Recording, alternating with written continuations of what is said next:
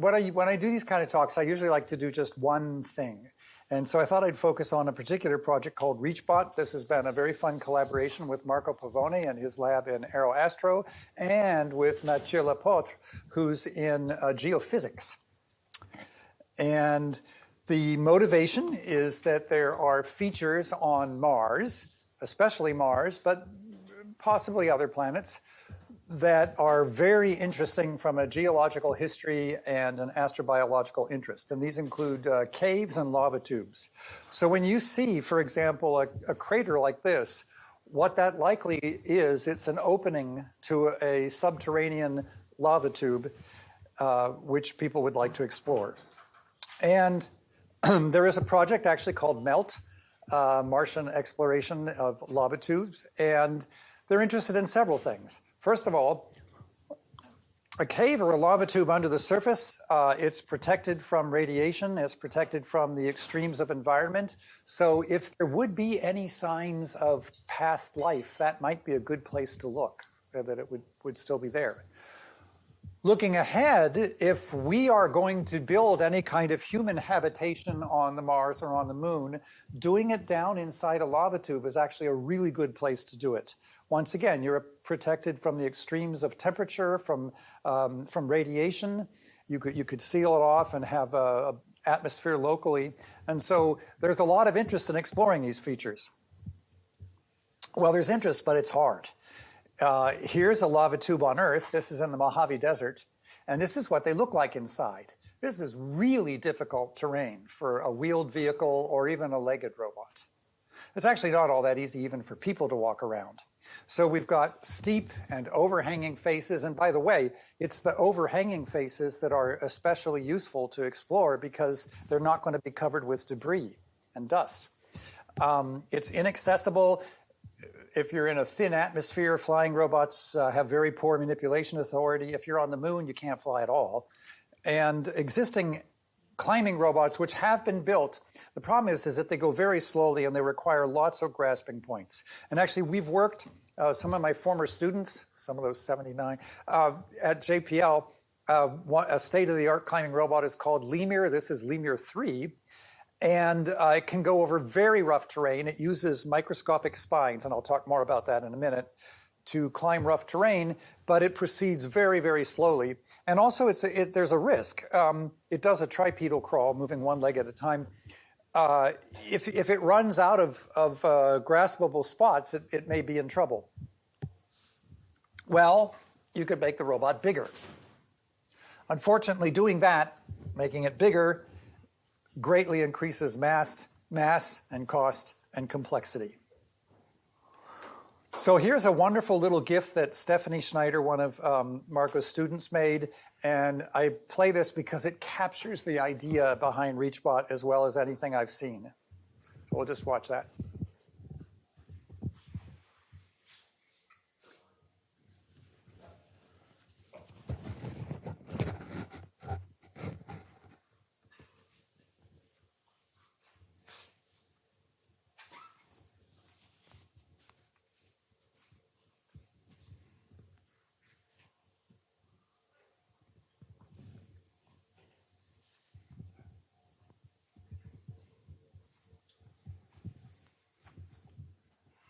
And at the end, I think it takes a selfie.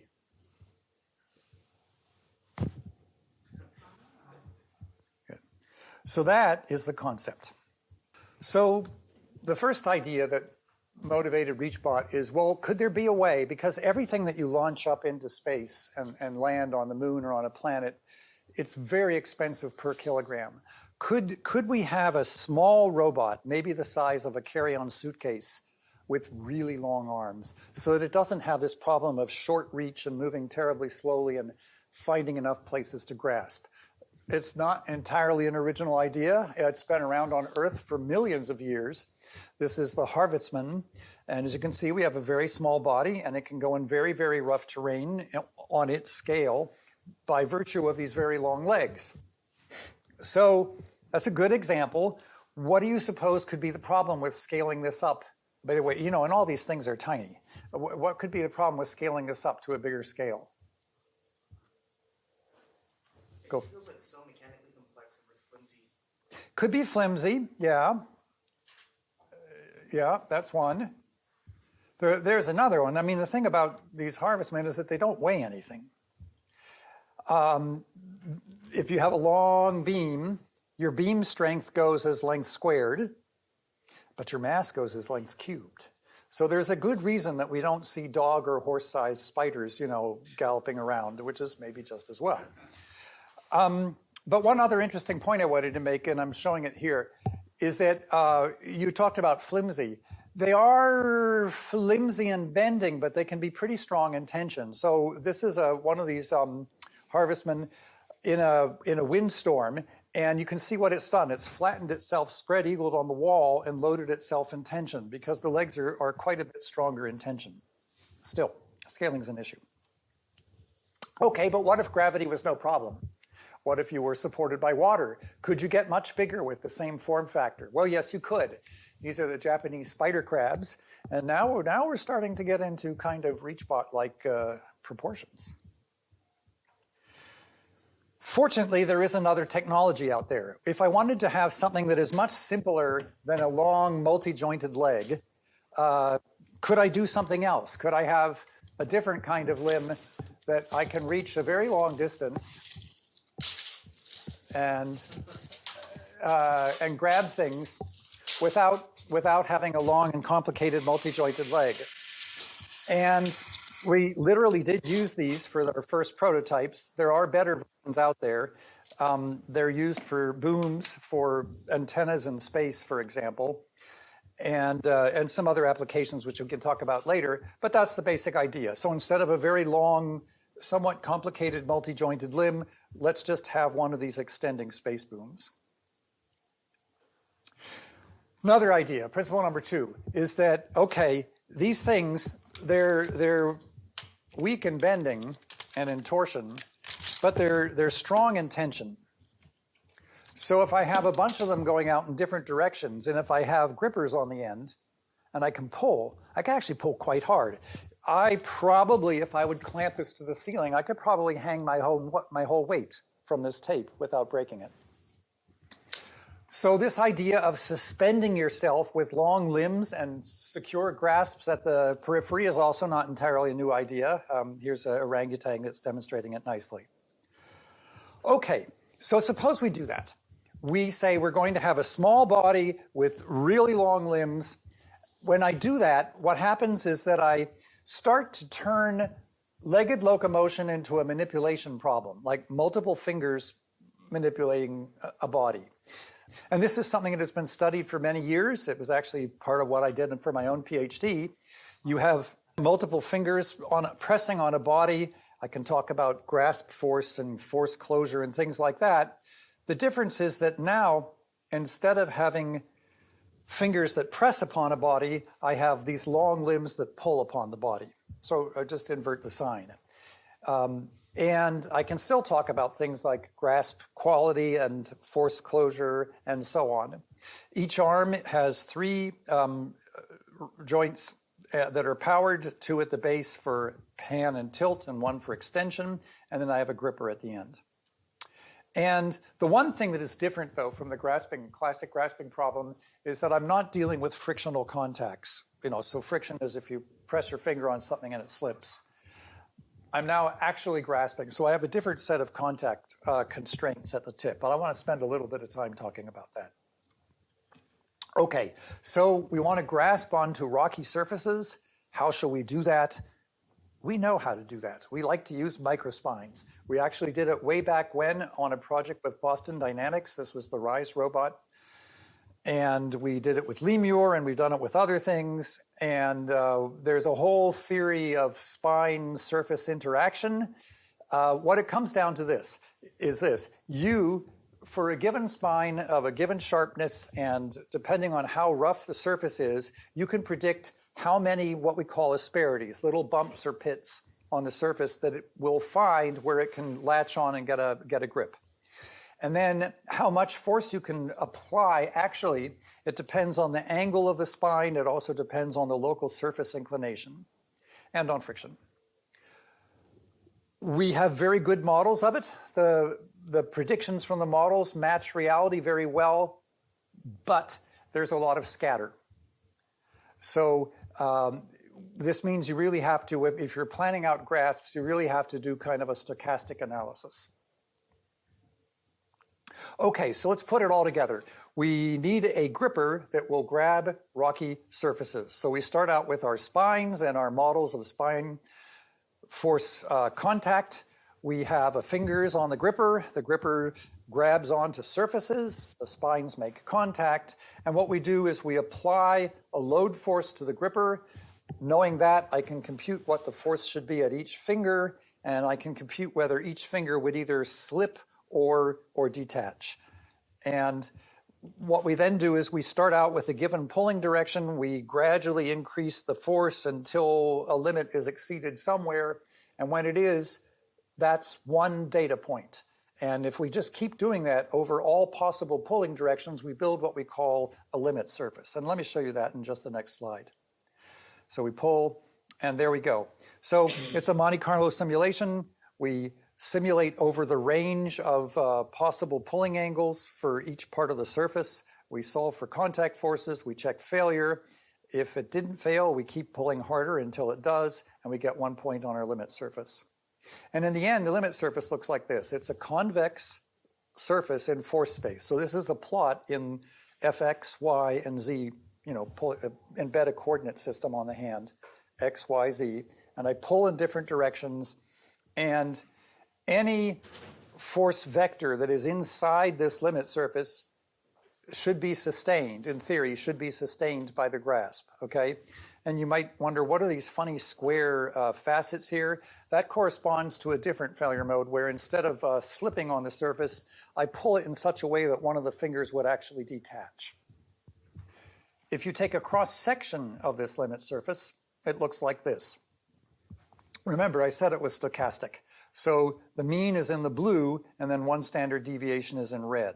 And so what I'm doing now when I'm planning grasps is I'm saying, let me take a given vector, like that brown arrow there, and I'm looking to see whether it will be inside the limit surface, which is good, or if it will intersect it, which is bad.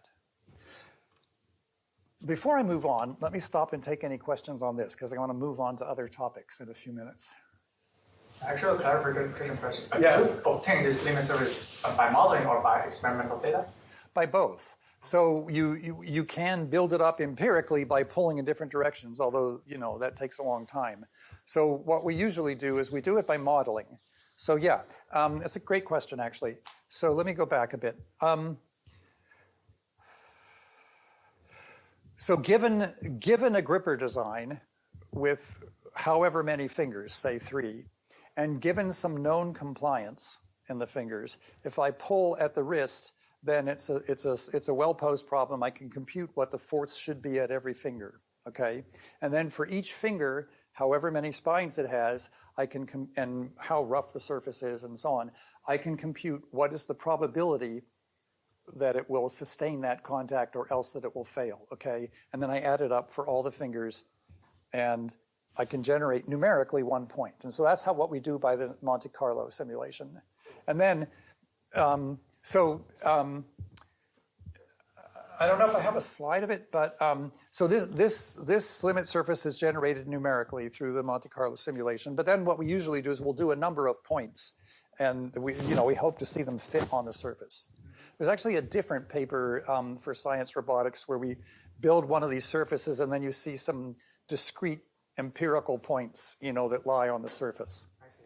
That's very interesting because when you think about the individual hooks, some of them can give you a very good contact normal direction. Right. So technically, if all of those contact points are rigid, you will have like a force closure grasp. The limit surface can technically be infinity. Right? Well, no, because it's a really good point, though. No, because if I pull too hard, the spine itself will fail. Oh, okay. And furthermore, we kind of avoid doing too much of this kind of testing where we look at the absolute limit to failure on spines on rough rock, and then comparing it empirically for failure, because failure is actually hard on the spines. Even if we don't break the spine, if they slip at high load, we tend to dull the points. And so what we're more likely to do is go for like a safe 90%, thing and verify that it has the right shape and all. Yeah. Another point that you're kind of alluding to, which I didn't, I sort of cut it out for time, is that we don't have one spine per finger, not with this gripper. We need to carry a lot of weight. So we want to do, we want an array of spines. But that brings up this problem of load sharing. If I have, let's say 10 spines on a finger, okay, and I make contact and I pull. Unfortunately, because of this stochastic nature, what's going to happen is that one or two of them will make contact first, and then the other ones are doing nothing. So I need to have some local compliance so that it conforms and it spreads the load, not perfectly, but more or less evenly among all the spines. Yeah. You can do it visually, but we also have used a tally surf. Anyway, the short answer is you can do it multiple ways.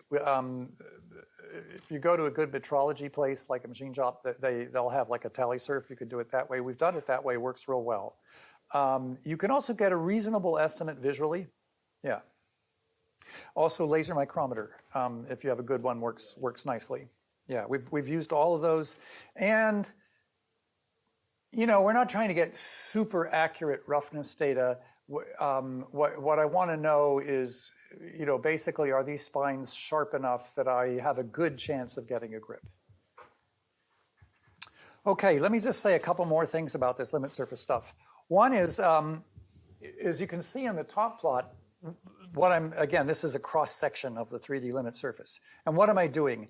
I'm looking for different values of internal grasp force. So I'm squeezing a little bit, 3 newtons is less than a pound, 6 newtons, a little more than a pound, 9 newtons, 12 newtons. So as I grasp and squeeze harder, not surprisingly, my limit surface is growing almost linearly.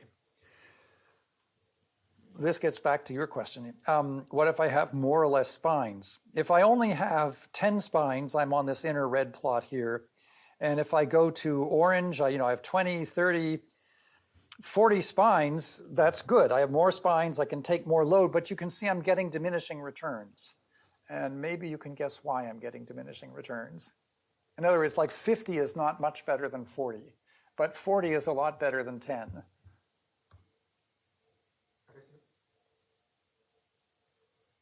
It's harder to distribute.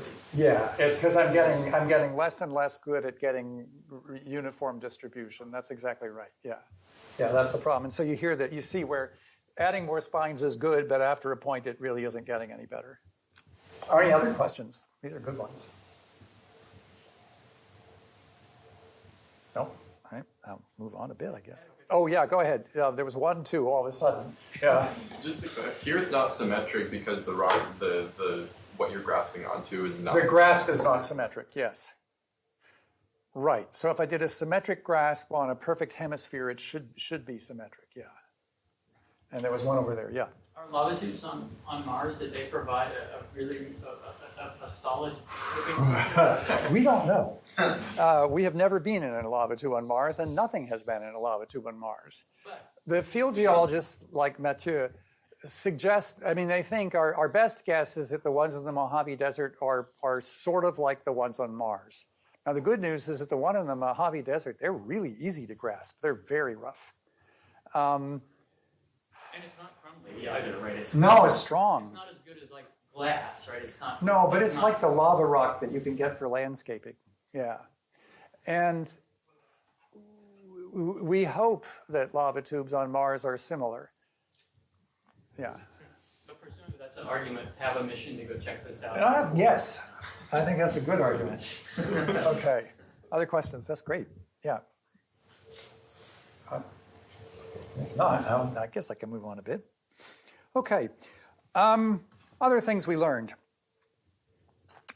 I'm now sort of segueing into talking a little bit about how you choose a good grasp. So all things, because, and this is where this kind of robot is very different from lemur.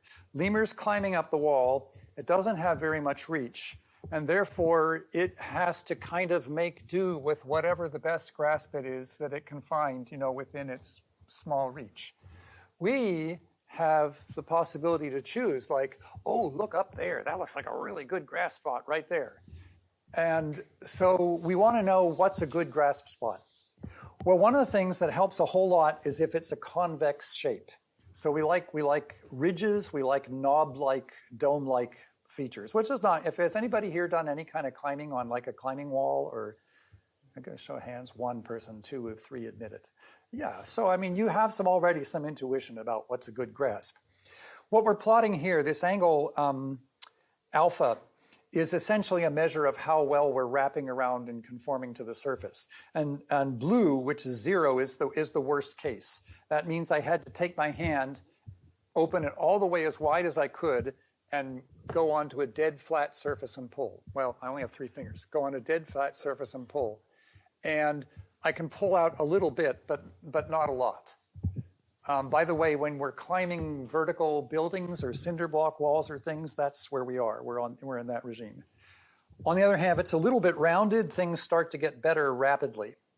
And what I'm plotting here is, again, it's the ratio of pull force to grasp force as a function of my grasp force. So working up in this area is a really nice place to be. It's very effective, which means it really is worthwhile to try to identify things that would be a good place to grasp. So that's another interesting question. How might I do that? Any thoughts? It's got to be some vision people here. Just look. Look and? You just ask a large language model. Okay. A couple interesting things also that we thought about is we did all this. How many degrees of freedom? You know, if I go up there, how many degrees of freedom do I need to actually conform to the surfaces? And remember, when we're talking about conformation, it's at multiple length scales.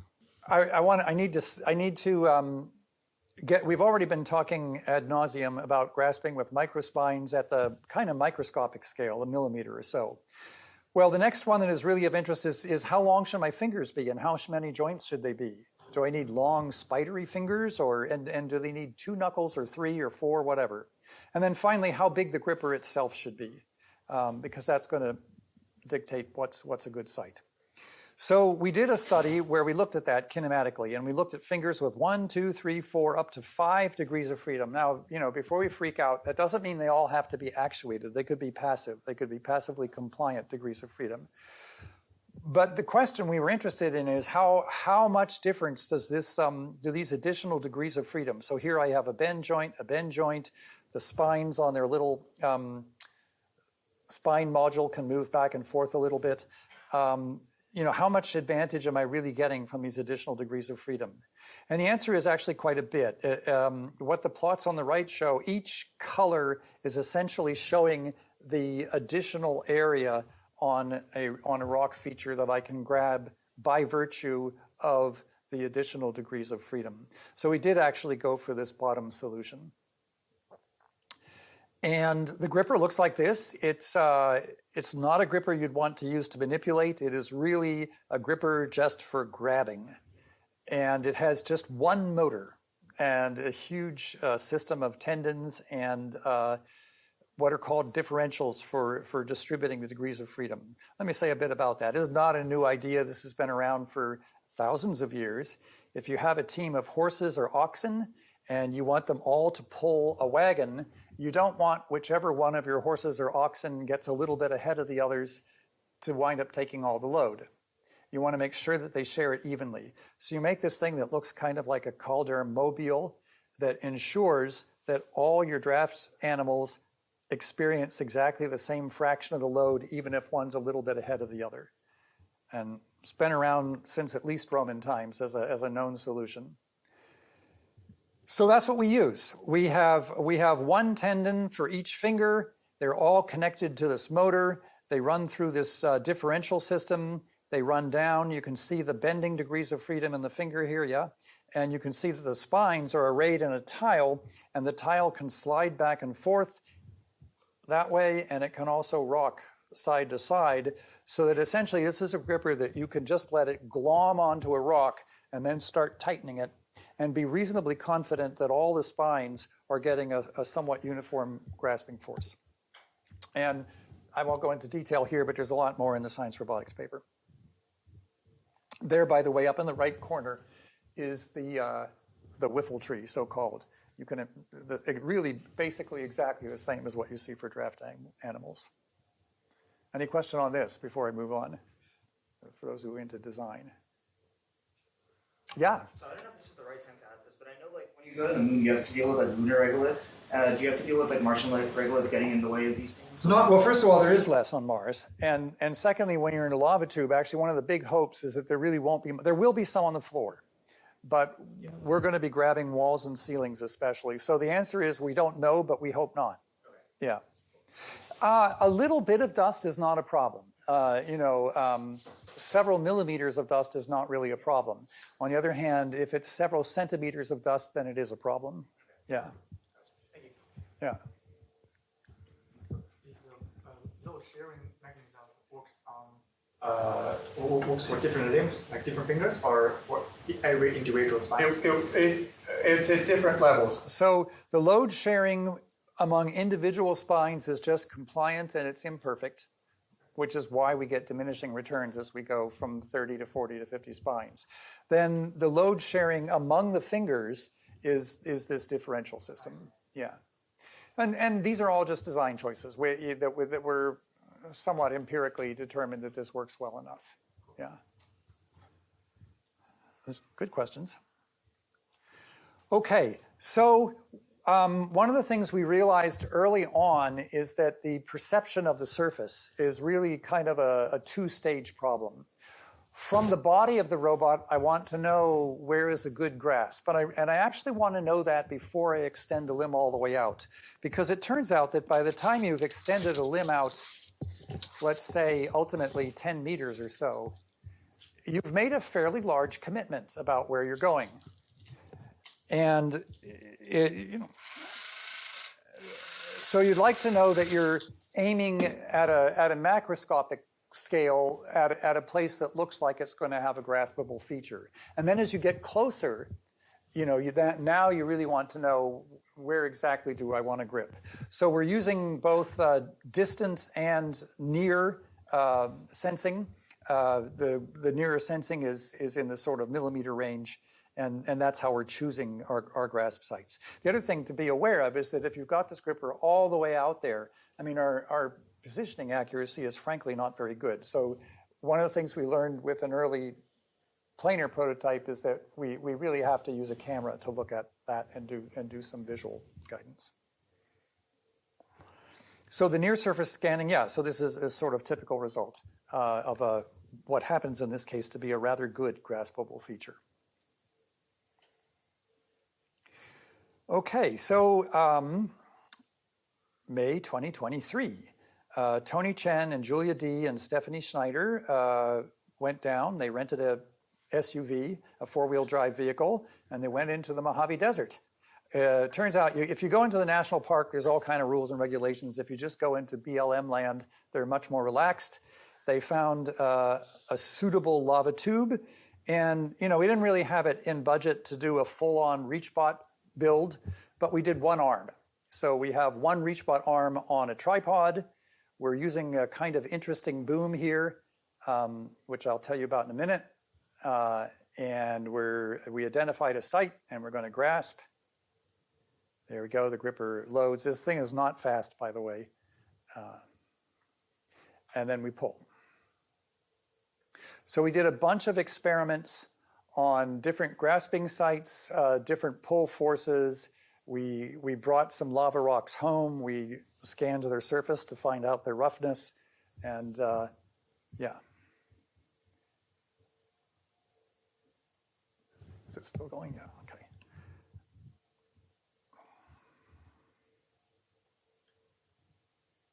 So there's the gripper coming down, the fingers conforming to the surface, and then we tighten. And what you see there up here, that's an Intel RealSense. All right. Okay, so how would this thing play out? Well, you would need, if you want to really use the booms primarily in tension, you need a lot of them. In fact, the grasp theory says that if you've got fingers that can only push but not pull, or if you've got booms that can only pull but not push, then for a system in n degrees of freedom, you need n plus 1 for full force closure. So that means for a guaranteed stable grasp where I'm always pulling on the booms and I'm only relying on their tensile strength, I need n plus 1, which in this case would be how many? 7, right. 6 degrees of freedom plus 1. Is that good? No, I need one more because I still need to walk. So I need to be able to release 1 and reposition it while still holding on with 7. So that leads you to 8, which is why you get this spider-like configuration. And somebody had a question. No? No? Stanley? I don't know. Anyway. Well, that's a lot. But it leads to interesting problems in motion planning. This was mostly the work of Marco's student, Stephanie Schneider. The idea is you identify candidate grasp sites, you know where your body is now, you know where you want to go. You need to do that in a way that you satisfy all the kinematic and joint angle restriction constraints. And then if you're going to optimize, you'd like it to be safe and you'd like it to move as little as possible. And what else would we maybe like to optimize?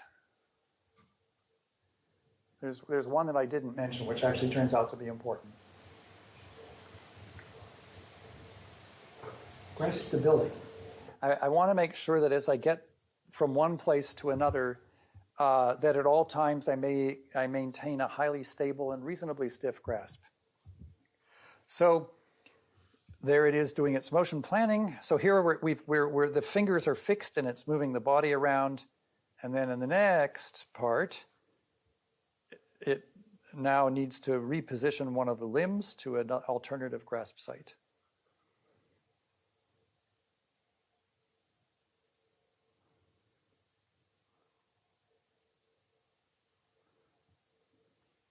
Okay, so that's where we are.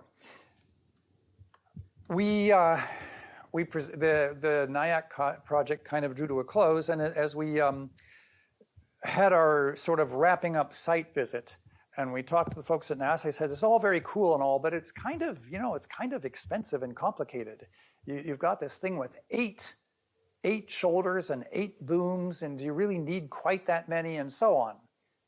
Good question. I mean, the 8, remember, came from this assumption that we really can only mostly just load them in tension, and they have negligible strength in bending. What if I relax that assumption? And so Stanley, I charged Stanley, this is what I teach a design course, we do a thing called the dark horse prototype, where you sort of really push the boundaries of the design space. What if we tried to make a mobile robot that had the absolute minimum number of limbs? So that would be how many? Well, how about 1? So I'm just going to have 1 actuated boom, and I'll use that 1 boom to attach a gripper or a hook with a string on it. And then it retracts. But now I've got a string. So I have what's called a cable-stayed robot, which is a thing in the literature. And it's certainly not fast, but it does work. And here you see the simulation of our cable-stayed robot going. Certainly as light as could be. So amazingly, Stanley built that. Let me actually, I'll go ahead to show it. Oh no, I'll go to it in sequence. Turns out it introduces a number of issues. If you really do have a gripper that's only held by strings, you are more sensitive to having a suboptimal grasp. For example, here's your body, and this is mostly the work of Dan Morton. You have a squarish body here. I have a bunch of booms that are out. If I'm able to apply a little bit of compression and a little bit of bending moment from the booms into the body, and I compute a measure of the quality of my grasp. And by the way, this is going back to really old grasp stuff. This is essentially a variation on the classic Ferrari-Canny grasp metric. And the bigger this polyhedron is, the better, okay? It's not bad. I can do it with cables, but it turns out that if I make a suboptimal choice of cable orientations and placement, it's much more sensitive to that. So cables you can use, but if you can apply a little bit of compression and bending at the hip, it's a more robust solution. And that's interesting. if you look at this and you think about the difference between the picture at the left and the picture of the right, I mean, what's the main difference between those two? Just intuitively. They both have enough cables. They both can fully stabilize the body in space. They both satisfy the force closure. What would be the main difference between those two from a practical standpoint? You know, the one is the more straightforward thing. You go out radially, the so-called naive. Here's the optimal one, according to Dan's calculations. Do you see a difference? Yeah, and why is it more optimal? Think about trying to apply external forces on the body, like the body needs to, I don't know, hold a drill and drill into the rock. Which one is going to resist torques better? Yeah, the crossed one. And as you leave this lecture room today, I want you to look at bicycles parked all over campus, because you see this all the time. Look at somebody who's got a nice bike, look at how the spokes are done on the front wheel, and then look at how the spokes are done on the rear wheel, which is the one which is connected to the chain where they're applying torque. And they do it this way, of course, because the rear wheel needs to be stiffer in torsion. It needs to have better strength in torsion. So as you go out here, if you actually start looking around at bicycles, you'll see that the math works. Okay, so anyway, here's Stanley's prototype in simulation, and I'll show it in real in a minute. So it's got a single arm. In this case, in order to save money, we did actually just literally use tape measures. And servos, it's inside a sort of, cuboid octahedron, I forget what it's called. And the square faces are the ones that the tape measures can go out. And I have a very short video from Stanley showing it in operation. So there it is. It's all 3D printed, and it wakes up. The gimbal moves. We extrude a little bit to attach a gripper with magnets, and we push the gripper out, and we have some very conveniently located lava rock, and we grab on. And then what? We detach, but we leave the gripper there, and I don't know if you can see it, but there's a string coming off the gripper. Okay, and so with the series of those strings, well, now you can hoist your one-armed ReachBot around. It's very slow, though. It's very slow because this one arm is going and grabbing onto a gripper and extending it out, attaching it, retracting it, and just doing that, going around and around, one gripper at a time. So that's like 8 arms at one extreme, 1 arm in the other extreme. How about something in the middle? And so Stanley and Venny were challenged to do that for the opening of the Stanford Robotic Center. And after this, there will be a happy hour at the Robotic Center, and you can see this. And is it running? Hopefully. And if it's running, you can even play with it. This is a quadruped version. I decided to christen it RB Quad instead of RBLite. We're taking advantage of the fact that there are some booms here. These are not quite the space-grade booms. I don't know who originally makes them, but they're sold by people who sell them for boat hooks. So if you're on your yacht and you'd like to grab something on the dock, it's a sort of heavy-duty version of this, and you can do that and latch on. I guess there's a version for climbers. We may have one around that you can play with. They do have a bit of stiffness, and so we're relying on that we can get away with 4 instead of 8. And you know what? If you have 4 limbs, that means you could have a quadruped, right? It wouldn't be very good at walking, but you know, it actually could kind of walk. And this leads to other ideas, like what if we, come to think of it, why make this thing be a terrible quadruped? Maybe you could actually just have a quadruped, and then you could array it with some extra booms. Well, as it happens, at the SRC, they've got a quadruped. It's called Animal from the Swiss company, and they were there, and they were talking to us, and they were like, maybe you could put a boom on Animal. And we thought that was a great idea. And it would let you have an extended reach, and you could maybe manipulate a bit. So do notice that this is 8x speed, by the way. But you know what? Yeah, that's because look at how he's driving it. He's using keys on his keyboard, arrow keys. It's not a slick user interface by any means. And there are interesting questions that we want to look at from a theoretical standpoint. Because remember what we were said about these booms. They're very strong in tension, but they're kind of weak in compression and bending. But there's another interesting thing. If I put a little gripper on here, and here, Matt, you can hold this. If you apply a little torque at the end, not that way, it can actually take more bending that way than if you just pull like that. So that means that you could have a gripper on the end with a wrist, and it could have a sort of reasonable amount of torque like this. Hardly any at all that way, though, because the whole thing then twists. And so guess what? That's an interesting an interesting new set of grasp theory constraints that we can work on and optimize around and write papers on and yada, yada. But here's our idea. And we don't have any results on this yet, but stay tuned. All right, that's it for me. I want to thank people and thank you for your good questions. And I'm happy to take more. We do have a little bit of time. Yeah. I have questions. So a lot of the planning is trying to keep the robot as stable as possible. But I just cannot help what if you can swing? Like, isn't that like give you... Yes, like really dynamic. Yeah. So the whole, I mean, that's really exciting and I would love to do it. I mean, the whole initial premise with NASA, you know, like all their robots are incredibly slow. Like the Mars rover goes 200 meters in I don't know how many days. So the original premise was, well, let's not deal with that. But you're right, that would be very exciting, and you could, and especially if you have a wrist now, because then you really can swing. So I like that idea. You can use less degrees of freedom to get where you're going and go a lot faster, especially if you're feeling, you know, and this was the other thing, is that when we started, we were not, I think, confident that that we would be able to find good, strong grips with high reliability. But now I think we can. I actually think that the gripping problem maybe turned out to be easier than we thought it would.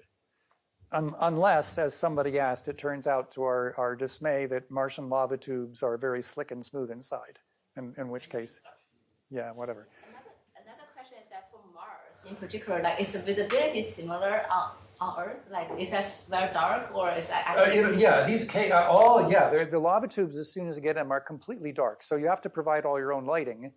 Okay, but also that's an opportunity because you can provide lighting at different angles and you can have lighting from the body and then more lighting out at the tip and get, you know, help you to get grasping. So interesting perception problems there as well, I think. Yeah, good point.